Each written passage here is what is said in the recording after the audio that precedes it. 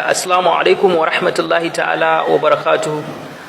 Ya ku yan uwa musulmi na duniya baki daya, kun ga wannan alqur'ani mai girma, alqur'ani mai tsarki ne sosai, ku kalle shi.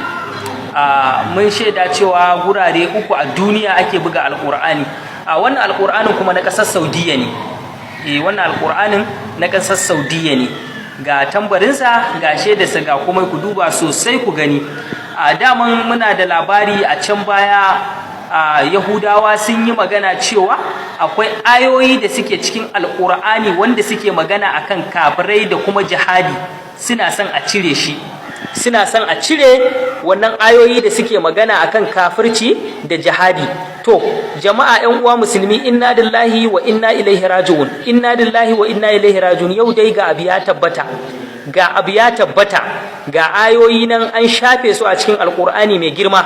Bari ku gani yanzu ga ayoyin da aka shafe su. Malam ka mana bayani wannan ayoyi aka cire su a cikin wannan alkur'anin. Alhamdulillah rabbil alamin. Gaskiya daga farkon wannan qur'ani da muka fara bincike akai, mu gano cewa akwai ayoyi da dama da aka shafe a ciki. Kaga yanzu ne idan ka duba da cikin suratul ghafir har zuwa wannan shafin, za ka ga cewa an cire wasu ayoyi a ciki da dama. Ka gani ko? Ka gani. Jama'a kun dai gani, gashi abu ya tabbata. Inna lillahi wa inna ilaihi raji'un, inna lillahi wa inna ilaihi raji'un. Fara suratul ghafir har zuwa aya 85. Na'am. To daga nan kuma shikenan babu, kuma an yi an shafe. Gashi nan jama'a kuna dai gani, musulmin duniya, wannan duk wanda ya ga wannan sakon ya yada shi a duniya baki daya. Na'am malam. To bayan haka kuma daga cikin suratul shura, haka kuma an shafe daga cikin babu cikin suratul shura.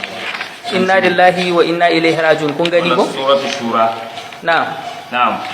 Shi ma ka an shafe. Gashi nan dai kuna gani jama'a musulmin duniya. Duk wanda ya ga wannan sakon ya yada shi har ya kai ga waɗanda suke da hannu da shuni. Na'am. Inna lillahi wa inna ilaihi raji'un. Kuma wannan ne ba, akwai wasu kuma nan kuma su ma haka ne aka yi, an samu matsala da dama a ciki. Na'am. Don jama'a kiyaye. Yawwa, wannan sako dan Allah dan Annabi musulmin duniya a yada shi tun kafin wannan abu yayi karfi, mu samu mu wabce, mu samu mu kwace a wannan masifa da muke ciki. Alqur'ani ma yanzu shi aka fara wa haka. Dan Allah dan Annabi musulmin duniya waɗanda suke da hannu a ciki, dan Allah dan Annabi su taimaka su ga sun yi yaƙi akan wannan al'amari. Shin malami zaka iya cewa akan wannan al'amari? Wannan al'amari dai shi dai muna kira ga malaman duniya gabaki daya a tashi su, kada a sa son zuciya da son ra'ayi a zuciya ga mana abubuwa na lalacewa, a zauna a shi na kallo. Jama'a a tashi sai a san ka da za a yi a ceci littafin Allah. Dama Allah ya alƙawarta cewa zai kare littafinsa. To jama'a ai kokari, Allah zai ga mana baya insha Allah.